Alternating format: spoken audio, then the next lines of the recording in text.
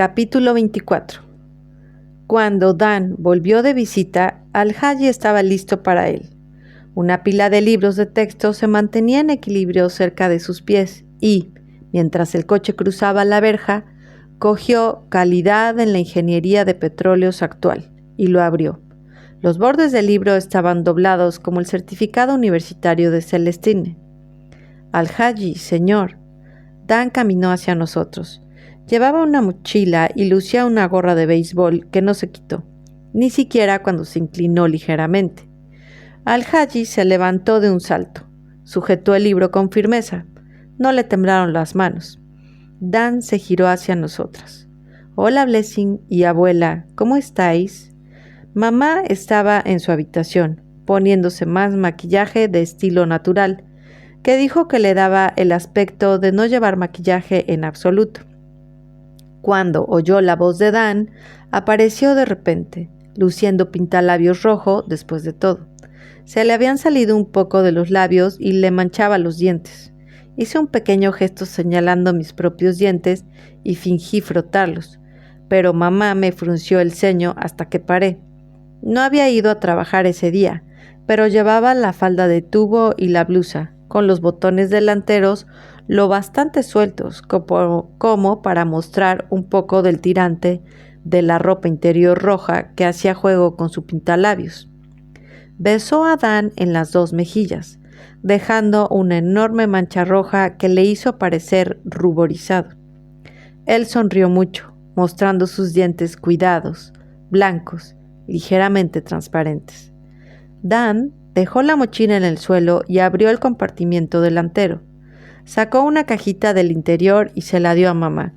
Sus dedos se tocaron más tiempo del necesario. La caja estaba envuelta en papel con estampado de flores y con tanta cinta adhesiva que mamá tardó varios minutos en abrirla. No la había visto tan entusiasmada como en mucho tiempo.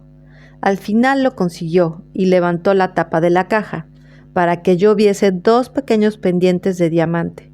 A mamá siempre le habían encantado los diamantes, pero nunca antes los había tenido, no auténticos. Supe, solo con ver su cara, que estos eran auténticos.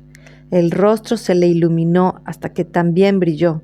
Giró la caja despacio de un lado a otro hasta que el brillo de los pendientes bailó más por su cara. Se rió. «Oh, Dan, has gastado demasiado», dijo, pero lo sacó de inmediato. Se quitó de las orejas los aros grandes chapados en oro y en su lugar se puso las bolitas de diamante. Me dio los aros, lo bastante grandes como para que mi mano pasase por ellos como si fuesen brazaletes. Después se tocó los pendientes de diamantes, primero uno y luego el otro. Dan buscó en su mochila y sacó una barrita de chocolate para mí, un kit de maquillaje para Celestine y abuela y un librito para Al-Haji. Nuevas prácticas en la industria del petróleo. Al-Haji sonrió. «Gracias, será muy útil». Dejó el otro libro. «¿Dónde está Ezequiel?», preguntó Dan, mirando hacia la casa. «Estoy empezando a pensar que me evita». Mamá se tocó los pendientes, se rió demasiado fuerte y demasiado tiempo. Ezequiel volvió a la hora de comer. «Estoy hambriento», dijo. Su voz sonó tranquila. Mi estómago se relajó. Entonces Dan le dio a Ezequiel su barrita de chocolate. «¿Qué es esto?», preguntó Ezequiel mirando la barrita de chocolate, que era claramente una barrita de chocolate. Le dio vueltas una y otra vez en la mano. «Solo un pequeño regalo», contestó Dan, sonriendo. «En realidad no es nada. Solo pensé que te podría apetecer un poco de chocolate. Y espero que no te importe, pero tu madre me ha contado los problemas con el colegio. Creo que podría ayudarte, ya sabes, conseguirte otro colegio». Ezequiel volvió a darle la vuelta a la barrita en sus manos y la tiró sobre la mesa. Abuela estaba sujetando una olla con estofado. La puso en el suelo con cuidado. «¿Cómo te atreves a actuar así?», dijo mamá. «¿Te eduqué para que fueses un desagradecido?». Ezequiel la miró mucho rato. «¿Me das una barrita de chocolate? ¿Una barrita de chocolate?». ¿Te ofreces a encontrarme un colegio? Bueno, en lugar de eso, preferiría que me devolvieses mi país, por favor. Las palabras se quedaron suspendidas en el aire mucho tiempo. Después de haberlas dicho, como el olor del pescado, mucho tiempo después de que te lo hayas comido. Se movían hacia atrás y hacia adelante en nuestros oídos. Mamá se levantó de la silla y se inclinó cerca de la cara de Ezequiel. «¿Cómo te atreves?», dijo. El cuello se le hinchó al hablar. Dan tiró de ella para que volviese a sentarse en la silla y sonrió, pero con la boca cerrada. Sus labios se extendieron sobre los dientes, haciendo que pareciese incluso más pálido de lo habitual. «No te preocupes», dijo. Levantó las manos hacia adelante, distanciándose. «Lo comprendo». Ezequiel se rió desde el fondo de la tripa.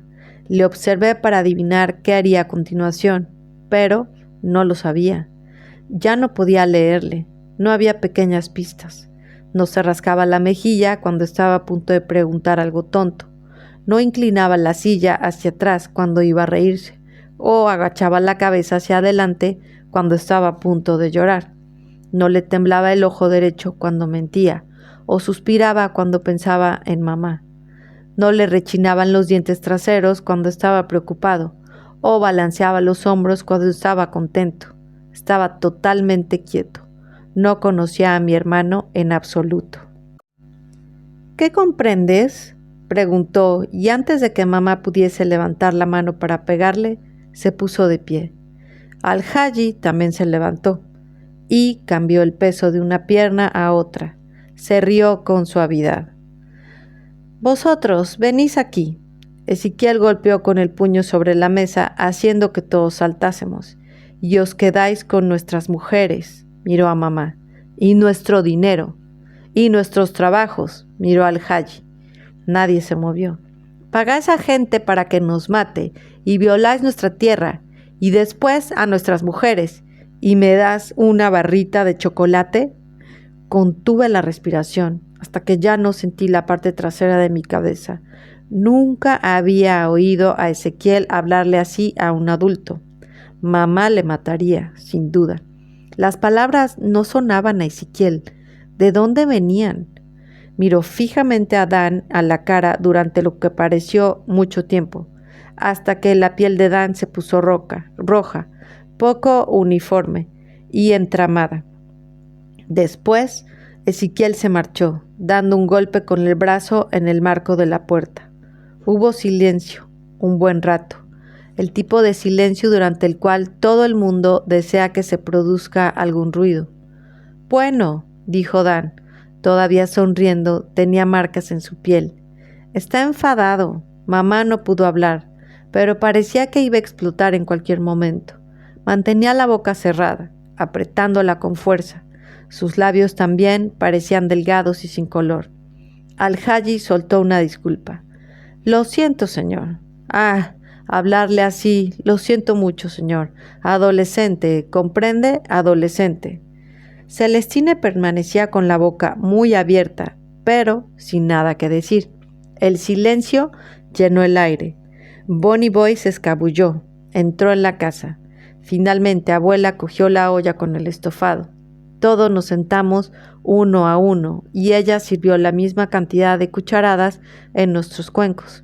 Mientras caminaba a nuestro alrededor, tenía las cejas levantadas y decía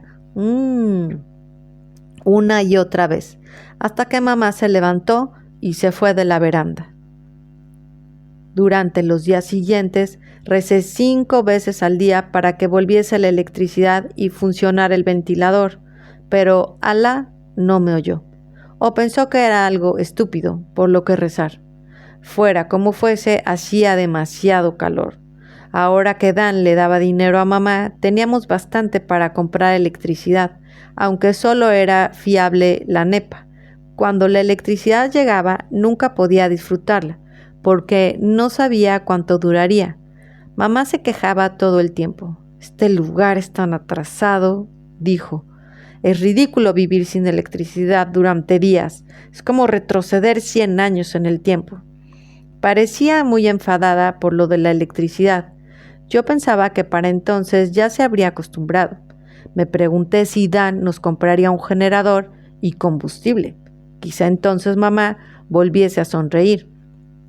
Sabía que él debía de darle dinero a mamá, porque teníamos carne y pescado casi cada día, y no solo los cartílagos. Pero Dan no había vuelto a visitar el recinto desde el arrebato de Ezequiel, y mamá no había hablado con Ezequiel ni siquiera después de que Al-Haji le diese unos azotes con la hebilla del cinturón y llamase a mamá, ni siquiera después de que él le dijera que lo sentía. Me pasaba la mayor parte del tiempo masajeando los hombros de Celestine, mientras ella gimoteaba. Sufría mucho, se le habían hinchado los tobillos y parecía que estuviese descalza a pesar de las sandalias. Su cara y su cuello se habían hundido, y le dolía la espalda por el tamaño de sus pechos. Habían crecido tantísimo que el resto de su cuerpo parecía más pequeño. Estaba claramente embarazada, al menos de 6 meses, pero nadie me lo mencionó, ni siquiera abuela. «Deja que coja un refresco», dijo, entre los quejidos. Corrí a por una Fanta, la zona donde abuela guardaba los refrescos. Bajo la mesa estaba vacía. Miré alrededor, pero no había bebidas, excepto el barril de agua. «Se han terminado», dije, cuando volví con Celestine. Le di una taza de agua. «No hay más refrescos. No me quedan solo cerveza. Tengo que ir al mercado». Abuela estaba friendo plátano verde y plátano maduro en un pequeño hornillo de querosena. El humo hizo que me llorasen los ojos. Mamá no dijo nada. Hacía girar y girar sus pendientes de diamante. Celestine se quedó mirando el agua y se pasó la lengua por los dientes. «No puedo beberme esto». Tiró el agua al suelo. Dejó un dibujo multicolor. «Esta agua nos matará a todas», dijo colocando la mano encima de su tripa enorme, más rápido que la sed. Giró la cabeza y se fijó en que mamá hacía girar sus pendientes. «En Londres», dijo en inglés, «tienen restaurante McDonald's en cada calle». Se masajeó la tripa haciendo que se bambolease. «Mejor carne y patatas fritas. ¡Ñam!». Mamá ignoró a Celestine. Bajó la vista hacia el plátano y empezó a comer. «Cuando vas allí, te pican muchas hamburguesas. Entonces tienes mejor figura. No más flacucha como rama. No más lengue. «¿Quién va a ir ahí?», preguntó abuela, acercándose deprisa con la sartén para el plátano todavía en la mano. «Yo no», contestó mamá. «No tengo planes de ir a Londres». Siguió comiendo, pero le sonrió a Celestine, aunque Celestine le había dicho que era flacucha, como una rama. «No irás ahora», dijo Celestine, saltando arriba y abajo, estirando los brazos hacia arriba. «Pero si te casas con Dan, vas a ir». Giré la cabeza hacia un lado. «¿Casarse con Dan? Mamá era solo su novia, ¿no?» Soltó abuela. Miró a Celestine con los ojos muy abiertos. «¿Quién va a casarse con Dan?» «Esta mujer está loca», dijo mamá. Se levantó y salió de la cocina con su plato de huevo y plátano en equilibrio sobre el brazo. «¿Quién querría marcharse de aquí?»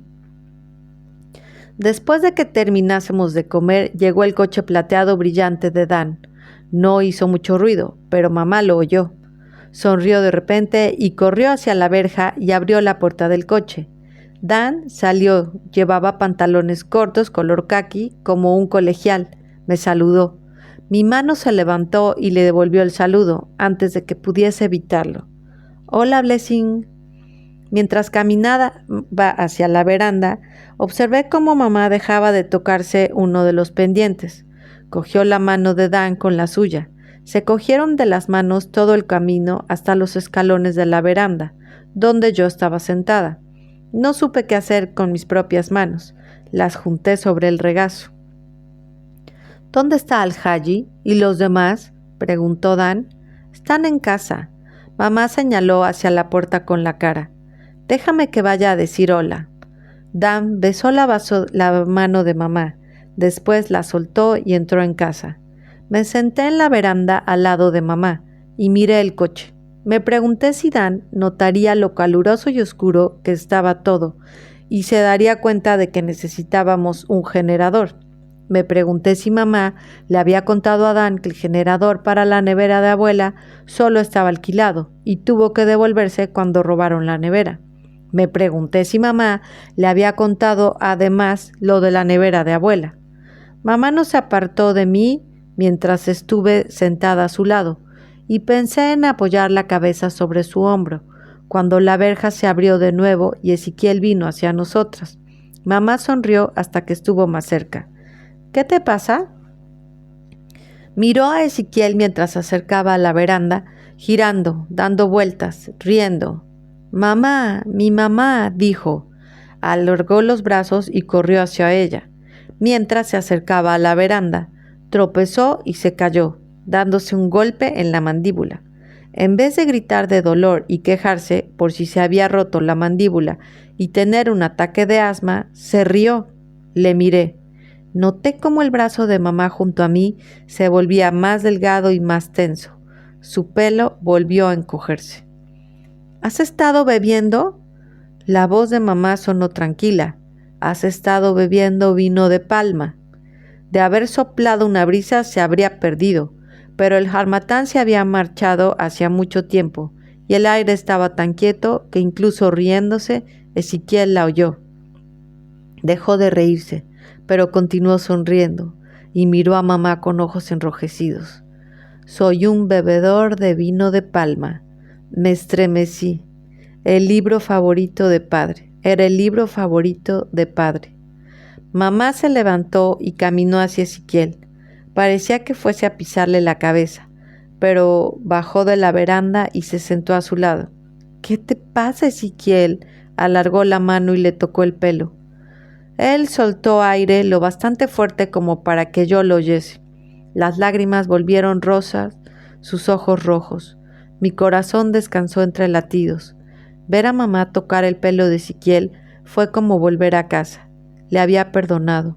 Quizá entonces él volviese al colegio, después de todo, y repitiera los exámenes. Recé para que se parase el tiempo. Dan salió de casa, frotándose los ojos, pestañeando bajo la luz furiosa. Sus ojos buscaron a mamá. La encontraron a ella y a Ezequiel al mismo tiempo. Ezequiel se levantó. Miró a Dan con desdén. ¿Qué haces aquí? Dan sonrió como de costumbre, pero sus ojos miraron con rapidez los de mamá e hicieron una pregunta. Intentó responder a Ezequiel, pero empezó a toser. He preguntado, repitió Ezequiel, mientras caminaba hacia Dan, haciendo que él retrocediese hacia la casa. He preguntado qué haces aquí. La silueta de Ezequiel parecía más grande que Ezequiel, como una sombra cuando el sol se ponía. La sombra de Dan era más grande que la de Ezequiel. Mientras esa crecía y crecía, la de Ezequiel se empequeñecía, hasta que todo lo que quedó fue una línea alta y delgada. Observé a Dan buscando señales de miedo o enfadado, pero todo lo que vi fue la sonrisa fija en sus labios. Parecía que mamá le hubiese pintado ahí con su pequeño pincel. Los ojos de Dan sonreían. No tenía ni idea de en qué estaba pensando Dan, aunque podía ver el interior de su cuerpo a través de su piel delgada. He venido a visitar a tu madre, contestó Dan, y a vosotros. Caminó hacia adelante. Pensé que iba a darle a Ezequiel una barrita de chocolate. Me temblaron las piernas. Mi corazón volvió a agitarse entre latidos. Fue peor que la barrita de chocolate. Dan intentó darle un abrazo a Ezequiel. Ezequiel empujó a Dan tan lejos que casi se cayó en la entrada. Volvió a salir, con las manos hacia arriba, y sonrió de nuevo. Está bien, le dijo Dan a mamá, que corría hacia él. No está bien, contestó mamá, cogiendo a Ezequiel por el brazo y mirando hacia el suelo a su alrededor. Sus ojos se fijaron en un trozo grande de madera. Aparté la bolsa de abuela que tenía dentro el cuchillo para los partos, para ponerla fuera de la vista, bajo la veranda. Mamá le dio una palmada a Ezequiel y en la cabeza por detrás. El sonido hizo salir corriendo de casa al Haji, con un ejemplar viejo del Nigerian Guardian apretujado bajo el brazo. Movió la cabeza de Ezequiel a mamá y de nuevo Ezequiel. ¿Qué está pasando? Ezequiel y Dan caminaron hacia adelante. Ezequiel abrió la boca para hablar, pero Dan le interrumpió y fue hacia Al-Haji. Al-Haji se apartó y observó el resto. Su mirada fija se posó en mí. Yo miré rápidamente hacia el color beige de la veranda, concentrándome en las salpicaduras de suciedad en la madera. Ezequiel se puso detrás de Dan y volvió a empujarle. ¿Qué? Preguntó Al-Haji. ¿Qué haces, chico? Al-Haji ya estaba quitando el cinturón. Miré la hebilla. He empujado a Dan, señor. ¿Por qué? ¿Por qué has hecho eso? ¿Qué te crees que estás haciendo? Porque lo merece. Ezequiel volvió a empujar a Dan con más fuerza y Dan resbaló, casi perdiendo el equilibrio. ¿Sabes qué clase de hombre es? En ese momento Ezequiel ya estaba gritando. Mamá se acercó a él y levantó la mano para darle una bofetada, pero él le agarró el brazo antes de que pudiese bajarlo y se lo retorció colocándoselo en la espalda. «Por favor, suelta a tu madre». Dan recuperó el equilibrio e intentó apartar a Ezequiel de mamá, que estaba tan asombrada por el comportamiento de Ezequiel que no podía hablar. Al-Haji estaba de pie, quieto, con las manos en las caderas. Al final mamá recuperó el sentido. Alargó a Ezequiel el brazo que le quedaba libre y le dio una bofetada, fuerte. Ezequiel le soltó el brazo que le estaba retorciendo. Tiró de mamá hacia él y le dio un manotazo entre la mejilla y la oreja, dejando de inmediato una línea roja que le cruzaba la cara. Uno de los pendientes de diamantes de mamá se cayó al suelo. Ezequiel acercó la cara de mamá todavía más a la suya. Ezequiel besó a mamá en la boca, como solía ser padre. Durante unos cuantos segundos el mundo dejó de girar y todo pareció alejarse del suelo. Sentí un vértigo que jamás antes había sentido, un mareo que no puede remediarse ni cayendo. Se hizo el silencio durante un rato. Ese silencio que se produce cuando alguien ha dado alguna noticia terrible. Padre se marcha. Han disparado a Ezequiel. Dan está llegando. Ezequiel, dije, Ezequiel, ¿qué te está pasando? El corazón me subió a la boca. Corrí hacia Ezequiel. Les di la espalda a mamá, a Dan y Al-Haji. Caí sobre Ezequiel. Le estreché, sujeté su cara entre mis manos. Le besé las lágrimas. Sabía a queroseno.